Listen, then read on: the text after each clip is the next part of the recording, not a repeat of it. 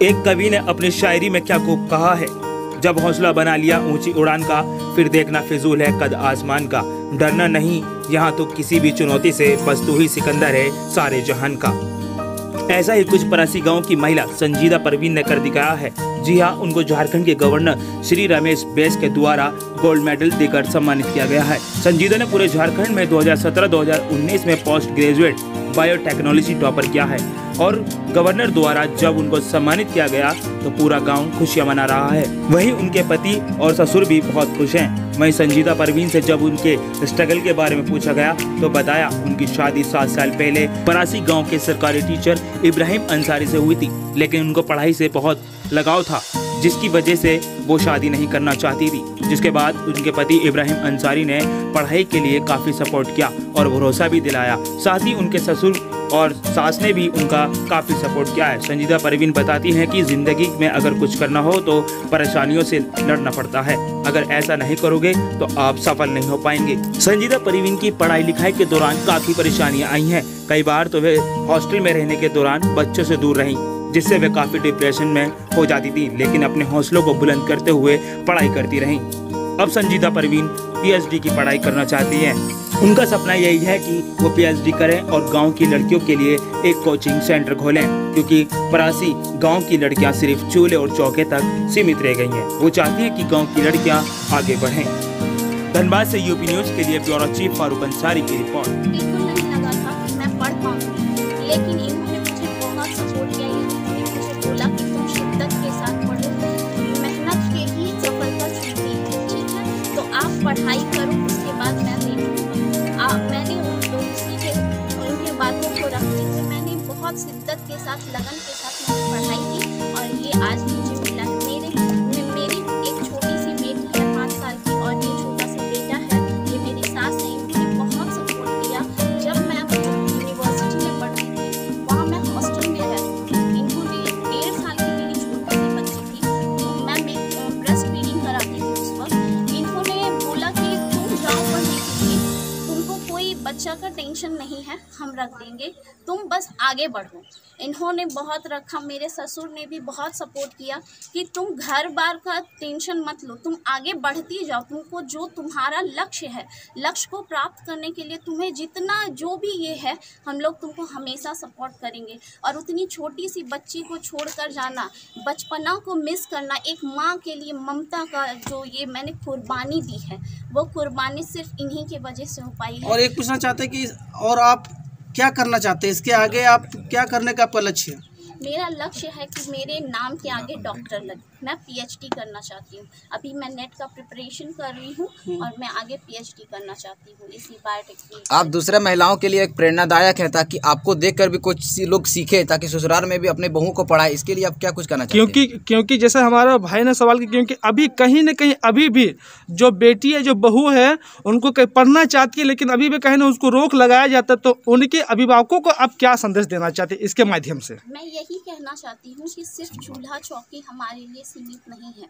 उनको जो भी वो पढ़ना चाहती है, उनका जो भी लक्ष्य है, उनका जो भी हुनर है, सिर्फ पढ़ाई से ही रिलेटेड नहीं, इंस्टीड ऑफ एकेडमिक्स भी अगर कुछ भी है तो उन्हें आगे बढ़ने का मौका दिया जाए, उन्हें सपोर्ट किया जाए। उनका जो लक्ष्य है उनको ध्यान में रखते हुए अपने जो उनके अभिभावक हैं वो सपोर्ट करें। इस तरह से हमारे देश की उन्नति होगी, समाज की उन्नति होगी और हम बहुत आगे तक बढ़ जाएंगे। आप आगे क्या करना चाहते हैं और राज्यपाल के द्वारा आपको क्या कुछ कहा गया आगे करने के लिए? राज्यपाल के द्वारा हमें ये कहा गया है कि आप जो है सिर्फ पढ़ाई तक ही सीमित ना रहे, ऑलराउंडर डेवलपमेंट हो आपका। जैसे कि मैंने बायोटेक्नोलॉजी किया है, उन्होंने कहा कि इससे आगे जो पीएचडी का जो एक ओहदा मिलता है वो बहुत बड़ा ओहदा होता है, इसमें आप आगे बढ़िए। और फिर जो भी इंस्पायर फेलोशिप मुझे मिला है डीएसटी का, उसको यूज़ करते हुए आप आगे बढ़िए। और जो भी कुछ भी अगर प्रॉब्लम आप कुछ कहीं ना कहीं मुस्लिम परिवार की बेटियों को आखिर दबाया जाता है, उन्हें उचित शिक्षा नहीं दी जाती जो उनके हकदार हैं। लेकिन आपके मन में ख्याल कहाँ से है कि आप अपनी पत्नी को पढ़ाएं लिखाएं? मैं पेशा से एक सहायक अध्यापक हूँ। अपने गांव में ही विद्यालय के सहायक अध्यापक के पद पर हम योगदान कर रहे हैं 2005 से। तो उसी समय से देखिए, हम बच्चों को यही सिखाते हैं शुरू से ही कि बच्चा तुम लोग अच्छे से पढ़ो, पढ़ाई करो और आगे चल के कुछ अच्छा मुकाम हासिल करूं। तो हम जो शिक्षा देते हैं बच्चों को और हम ही अपने परिवार के साथ वो अप्लाई ना करें तो ये मेरे लिए काफ़ी शर्मनाक होगा और समाज के लिए भी लोग भी कहेंगे कि अपना ही आप अपने परिवार का ठीक से पढ़ाई लिखाई नहीं कर पा रहे हैं तो बच्चों को क्या सिखा देंगे, ये समझ करके। और प्लस ये भी मेरी पत्नी जो संजीदा परवीन है, इनका भी शुरू से ही पढ़ाई पे काफ़ी लगन और हुनर रहा है। तो मेरी शादी हुई थी उस वक्त भी ये बात हुआ था कि आगे के पढ़ाई के बारे में लोग, मेरे ससुराल वाले भी काफ़ी चिंतित थे।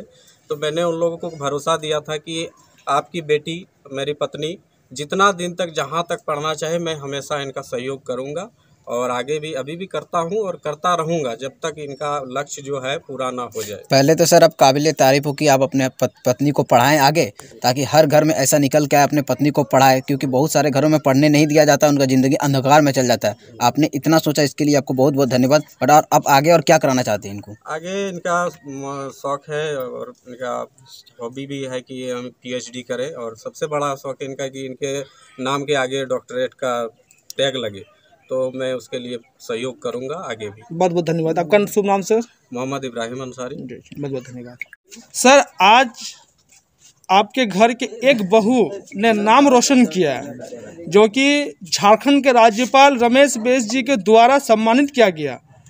बड़ी बात यह है सर कि आप बुजुर्ग हैं और हम लोग जहाँ पे रहते हैं काफ़ी ग्रामीण क्षेत्र, रूरल क्षेत्र है, तो इस क्षेत्र में आपने आगे बड़ी बात तो ये मैं फिर से रिपीट करना चाहता कि आपके घर से बहू जो इस कामयाबी को अचीवमेंट किया, सक्सेस मिला, इस खुशी में आप क्या बोलना चाहते हैं और दूसरे अभिभावकों को क्या संदेश देना चाहते हैं समाज में, जिनके मन में ये अभी वहम बैठा हुआ कि मुस्लिम लड़कियाँ नहीं पढ़ेगी, और जो इस तरह का मन में सवाल लेके बैठा हुआ अभी भी कहीं ना कहीं जो बेटी है, जो बहू वो पढ़ना चाहती है, लेकिन कहीं ना कहीं उनको दबाया जाता है। इसके बारे में थोड़ा सा आप बताइए। और देखिए, बात यही है कि सब घर का एक तरह का नहीं है।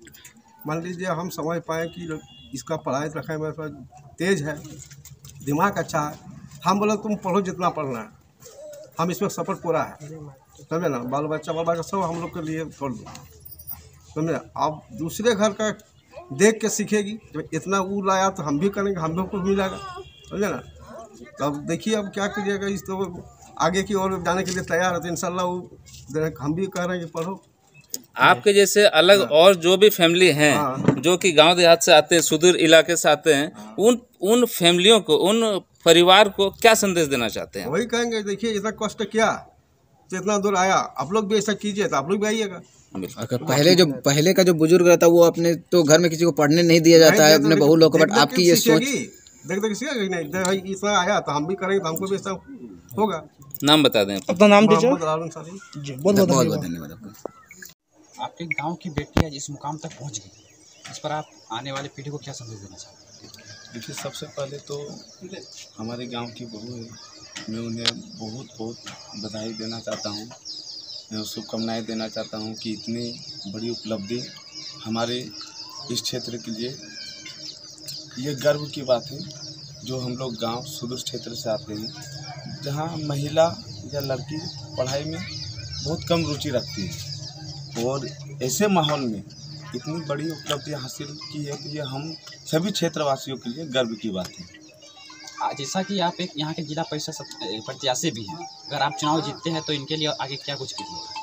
देखिए, हमारी जो चुनाव का जो एक रूपरेखा तैयार किया जाता है, कुछ अनाउंसमेंट किया जाता है, तो सबसे पहले हमारी जो पहली प्राथमिकता है वो शिक्षा पर ही है।